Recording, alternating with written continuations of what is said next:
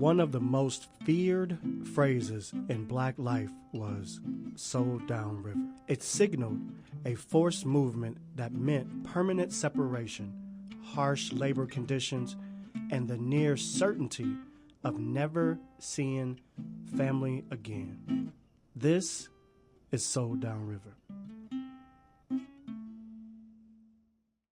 Virginia stood at the center of the domestic slave trade, the engine that drove tens of thousands of enslaved people from the Upper South to the Deep South, from the northern counties of Hampshire and Fairfax to the southern line of Mecklenburg, from the Blue Ridge communities of Shenandoah and Bedford to the coastal edge of Accomack and Matthews. The entire Commonwealth fed this pipeline. More than 62 Virginia counties became points of extraction, sending men, women, and children into the forced migration that came to be known as simply being sold down river. All of these counties fed into a single point of conversion, the capital city of Richmond. Richmond served as the heartbeat of Virginia's dominance in the domestic slave trade. It became the state's largest exporter of enslaved people and one of the most slave trading centers in the Upper South. Its auction houses, trader offices, and slave jails formed a concentrated commercial district that moved people from every direction: the Piedmont, the Shenandoah Valley, the Tobacco counties, and the James River corridor. From this network, Richmond pumped thousands of enslaved men, women, and children into the interstate system that carried them southward. One of the clearest windows into this world comes from the Library of Virginia's project To Be Sold, Virginia and the American Slave Trade. The project brings together the surviving pieces of Richmond's slave trading district: auction notices, trader records, city maps, and the field sketches from British artist Ira Crow, who stood in Shockoe Bottom in 1853 and drew what he saw: men, women, and children waiting to be sold. We spoke to Courtney Thompson, reference archivist at the Library of Virginia, who walked us through how records are procured and preserved. So first and foremost, we are the state archive. So the library is legally tasked to keep certain records created by state agencies. Currently, those are sort of guided by a retention schedule, if you know what that is. There are things that are deemed important to be kept in perpetuity forever, and they come to us. There are other records that then go through the retention cycle. So whether it's 25 years, 10 years, 50 years, then will eventually be destroyed at the agency level. So that is how we get our state records. The retention schedules are created by both library staff and the agencies themselves. So there's a lot of thought that goes into what is being kept versus sort of what is too voluminous and not necessarily important enough for the historical context of our moment. So that is state records. We also then have a department called local records. So that's everything that's created by either a county or the independent cities in the Commonwealth. It's a little tricky to understand. So our local records department works with the circuit court clerk staff pretty intimately. So we can provide guidance on how to care for records, how to preserve material, what sort of conditions they need to be kept in for their records room. But then also what LVA does is if a certain clerk wants to give us custody of records, whether it's to digitize them, whether it's to create public access within our building, we will take the physical objects into our holdings. Now, the confusing part is that all of the records are still technically the responsibility of the locality, so they still have ownership of the records. What we have will vary locality to locality, and any clerk can take anything back should they choose. So we have really good working relationships with the circuit court clerks around the Commonwealth, but if they're in Eastern Virginia, it's not easy for their public or their residents Western to get to Richmond, so it just varies. Now, the third category is sort of the catch-all term: private papers, personal papers. It can include organizations' records, church records, family Bibles, A genealogist's research they can donate to us, diaries, letters, anything like that sort of falls into that catch-all term. Now, there's no legal standing that anybody has to donate anything to us. So what we get is what we get, and we're thankful to get it. There's two main ways to acquire these types of records. So by donation, if somebody finds something in their attic, they just bought a house and there's all these ledgers upstairs, and they think that they should belong to an institution, we can get donations that way. Or there's also auction houses online that sell a lot of historic documents. So there's a lump sum of money here that allows us to acquire material that falls into our collecting scope. These records confirm that Richmond's Shockoe Bottom neighborhood was one of the busiest slave markets in the Upper South. Traders operated from tightly packed offices where they inspected, priced, and jailed enslaved people before marching them into the public auctions. The streets themselves became the stage for this commerce as men, women, and children were paraded before buyers. The Mellon Foundation stands with artists, scholars, and cultural institutions across the country who support collective memory, investing in the arts and humanities, widening access, and safeguarding the stories that define history. We at Soul Down River are extremely proud and deeply grateful that the Mellon Foundation has graciously selected this project to help extend SDR's vision and amplify our message. The work continues of preserving history, strengthening community, and improving the future together. Please explore other visionary ideas at www.mellon.org.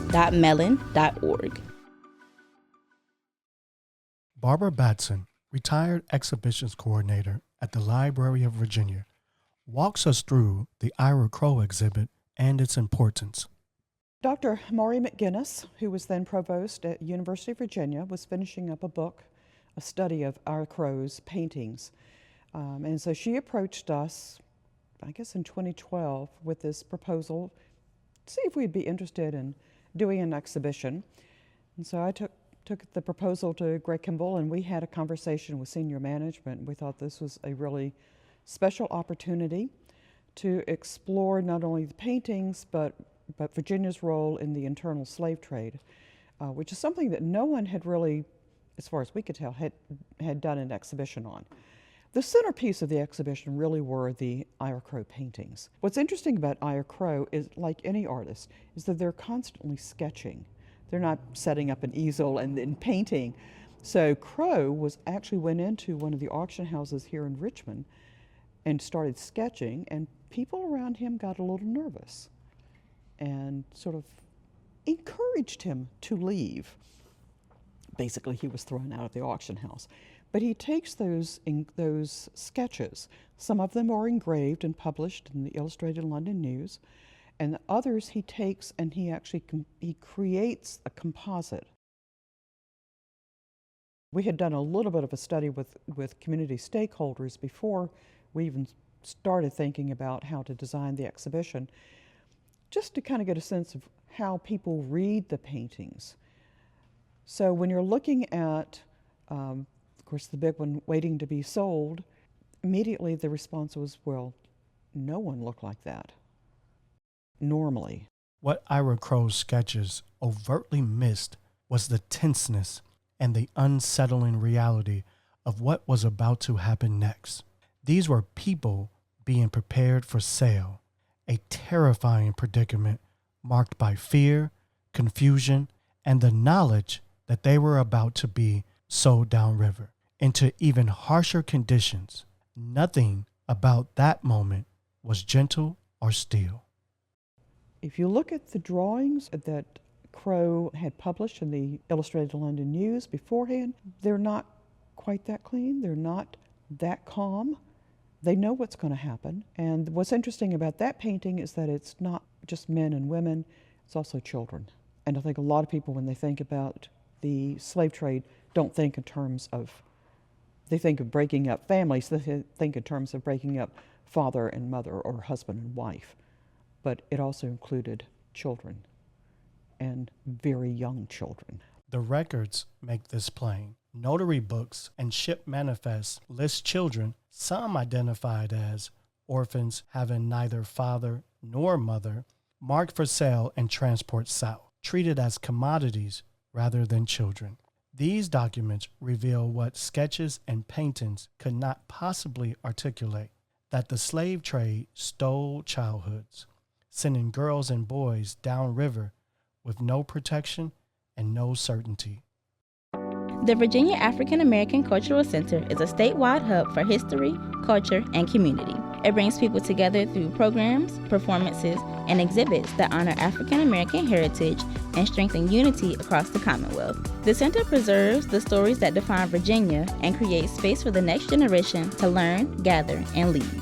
The Virginia African American Cultural Center, celebrating our past, empowering our future. Explore upcoming events and donation opportunities by visiting www.vaaccvb.org. Going south after the sale. That's a little more chaotic because there you see people who are being herded onto trains to be shipped over the rail lines to ports south, to New Orleans or other places in the Deep South. The illustrations that he had published in the Illustrated London News had a wide readership, much wider than anyone would have seen the painting, the finished painting. So that was not only in Britain, but also in this country. And I think his published account of his experience here in Virginia helped the abolitionists, the people who were advocating for the abolition of slavery, chattel slavery in this country. That they could say, this is somebody who's from Britain. You know, Britain has actually already outlawed slavery. But he didn't really have I think, a strong feeling one way or the other when he came here. And then watching it, came to realize that something had to change. Over the course of this podcast and documentary series, we follow the forced pipeline that carried enslaved people from Richmond and Norfolk, Virginia, onward to New Orleans, Louisiana. With the guidance of notable historians and archivists, we move through the records left behind, the manifest, the notary books, the ledgers, tracing the money that fueled the domestic slave trade and the depots and traders who profited from it. We examine how children, women, and men were commodified through the language of strength, endurance, and productivity. And we confront the work that remains, reconnecting families separated for more than 2 centuries. This is Soul Downriver.